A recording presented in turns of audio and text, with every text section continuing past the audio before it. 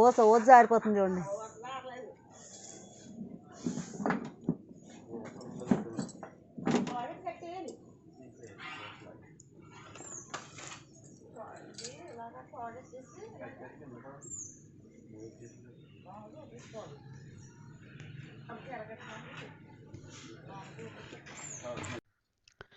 Hello అండి, నమస్తే.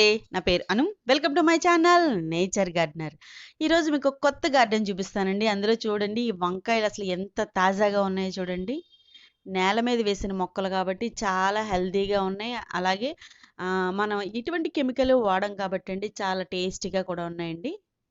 ఇది చూసారు కదండి, ఊర్లో గార్డెన్ అనమాట. ఇది మా తోటకోళ్ళ గారి గార్డెన్ అండి. వాళ్ళు చూడండి చాలా మొక్కలు చాలా హెల్తీగా ఉన్నాయి. ప్లస్ మన గార్డెన్‌లో లేని కలెక్షన్ కూడా తన దగ్గర ఉందనమాట. చాలా మొక్కలున్నాయి. మన దగ్గరంటే అన్ని పువ్వుల మొక్కలు, కూరగాయ మొక్కలు ఇవే ఉంటాయి కదా! తన దగ్గరైతే ఇండోర్ ప్లాంట్స్ అలాగే ఆర్నమెంటల్ ప్లాంట్స్ అవి ఉంటాయి కదా! అవి కూడా ఉన్నాయి. అవన్నీ కూడా ఈరోజు ఈ వీడియోలో మీకైతే చూపిస్తానండి. ముందుగా ఈ తెల్ల వంకాయలనైతే హార్వెస్ట్ చేసుకుందామండి. తెల్ల వంకాయలు చూడండి చాలా లేతగా చాలా టేస్టీగా ఉన్నాయన్నమాట.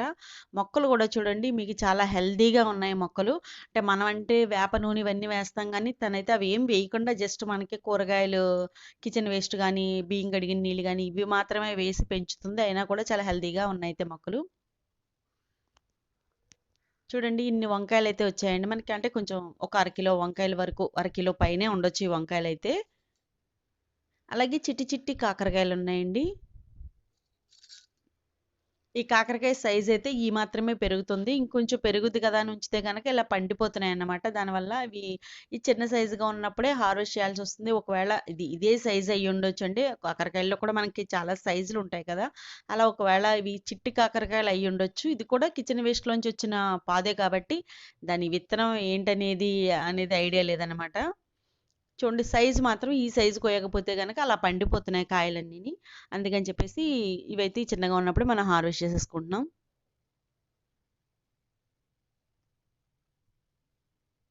చాలా పూతయితే ఉందండి. దానికైతే చాలా పిందెలు కూడా ఉన్నాయి. కాకరపాదులో ఒక ప్లస్ ఏంటంటే మనకి పాలినేషన్ చేయక్కర్లేకుండా చక్కగా అయిపోతాయండి. పాలినేషన్ అవసరం ఉండదు. వాటిలంతట అవే మనకిప్పుడు బీరకాయలు ఉన్నాయనుకోండి కంపల్సరీ పాలినేషన్ చేస్తేనే గాని అవ్వని సిచ్యువేషన్ ఉంటది ఒక్కో చోటైతే. కానీ కాకరకాయలు అలా కాదు. ఇప్పుడు మన గార్డెన్‌లో కూడా నేను కాకరకాయలైతే అసలు పాలినేషన్ చేయనండి. వాటంతట అవే పాలినేషన్ అయిపోతూ ఉంటాయి. అలాగే బీరపాదు కూడా ఉంది. కానీ బీరపాదు మాత్రం పాలినేషన్ జరగదు మరి ఎందుకనో. 2 పసుపు రంగు పువ్వుల్లానే ఉంటాయి. మరి ఎందుకు బీరపాదు జరగదో తెలీదు గానండి. బీరపాదయితే పిందెలు అలాగా వచ్చి పాలినేషన్ చేయకపోతే వేస్ట్ అయిపోతున్నాయి. కానీ కాకరకాయలు అలా కాదు. చక్కగా వాటంతట అవే పాలినేషన్ అంటే పాలినేషన్ చాలా ఈజీగా జరుగుతుంది కాకరపాదుకైతే. జరిగి మనకి చక్క పిందెలుగా మారిపోతాయి. అలాగే ఇక్కడ ఒక కరివేపాకు చెట్టు ఉందండి. దాని వేళ్ళ నుంచి అంటు మొక్కలని వస్తాయి కదా! అవన్నమాట. చూడండి చాలా హెల్తీగా ఎంత బాగున్నాయో చూడండి. ఇదంతా కొండపిండాకు అంటారు కదండీ అది. ఆకుకూర అన్నమాట. అలా ఈ ప్లేస్ అంతా కొంచెం అక్కడక్కడ స్ప్రెడ్ అయినట్టు ఈ కొండపిండాకైతే వచ్చింది. ఇది వాము మొక్కండి.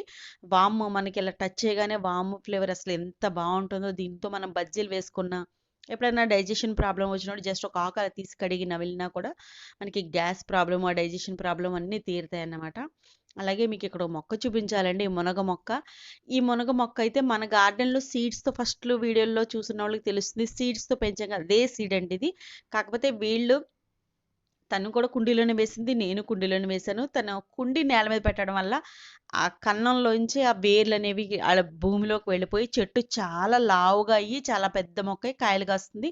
మనదయ్యేటప్పటికి నేను కుండీ అప్పుడు 20 లీటర్స్ బకెట్‌లోనే పెట్టడం వల్ల ఇది దేశవాళీ చెట్టండి. దానివల్ల దీనికి బలం అనేది చాలా ఎక్కువ కావాలనమాట. నేను కుండీలో పెంచుదామన్న ఉద్దేశంతోటి కుండీలో వేయడం వల్ల ఇది దేశవాళీ అవ్వడం వల్ల దానికి ఆ బలమైతే సరిపోలేదు. మొక్క పెరిగింది. ఆకు హార్వెస్ట్ చేసేదాన్ని బాగాను. అలాగే పూత కూడా ఒక 2 సార్లు వచ్చింది గానీ, నాకైతే కాయగా అయితే మారలేదండి. నేనేమనుకున్నానంటే ఎవరినో అడిగితే మునగ మొక్కలో కూడా పోతు మొక్క అనేది ఉంటుంది గాబట్టి పువ్వొస్తుంది. మనకి బొబ్బాసి మొక్కలు ఎలాగా మగ మొక్క అనేది ఉంటదిగా పోతు మొక్క అనేది. అలాగే పూతొస్తుంది గానీ కాయగా మారదనమాట. సేమ్ అలానే ఉంటదని ఎవరో చెప్పడం వల్ల అది నిజమనుకున్నాను నేను.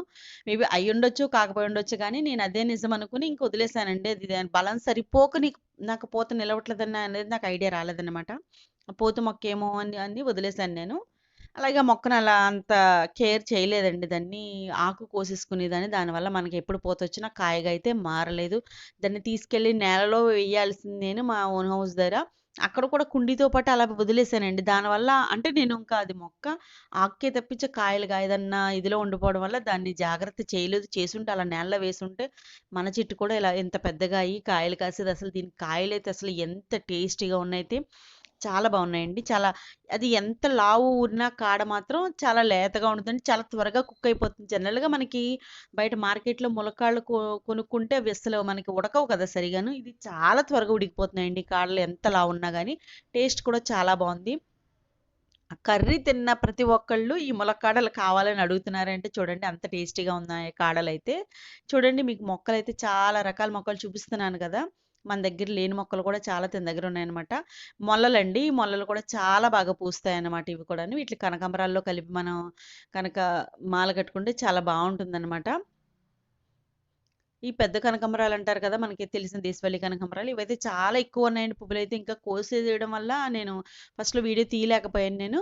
కోయడం వల్ల మీకు అన్ని పువ్వులు లేవు గానీ చాలా విరగబూసాయన్నమాట. చెట్టు చూడండి ఎంత పైకి ఆకాశంలో ఉన్నట్టు ఉంది కదా!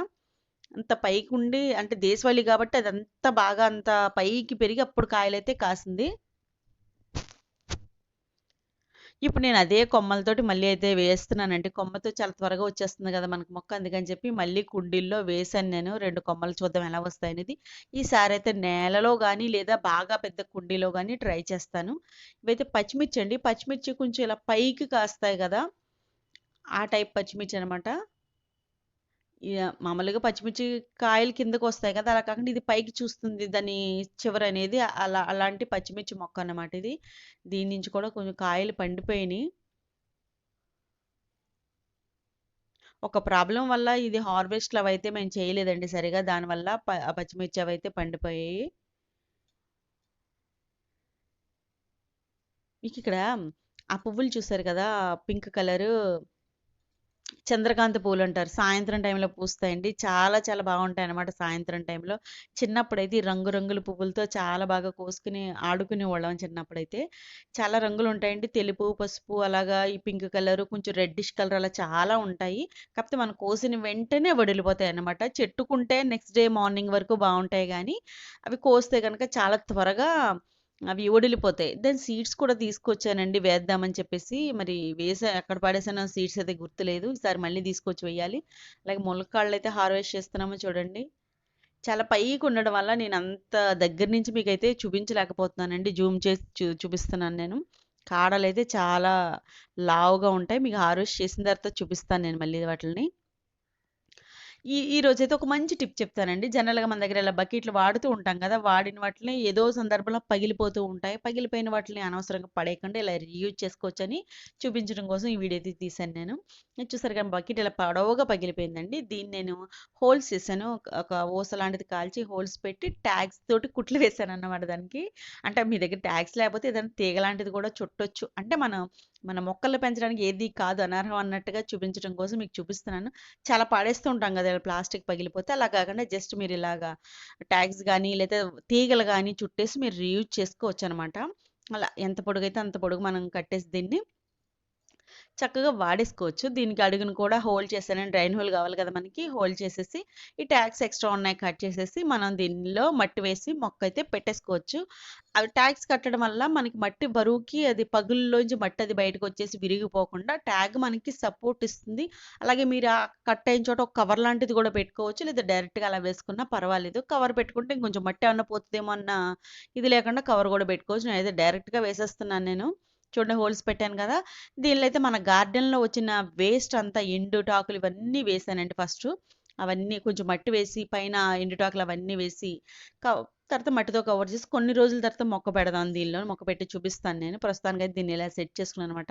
ఈ ఐడియా గనుక మీకు యూజ్ అవుద్దనుకుంటే తప్పకుండా ట్రై చేయండి. ఇలా పాడేయకుండా యూజ్ చేసుకోండి.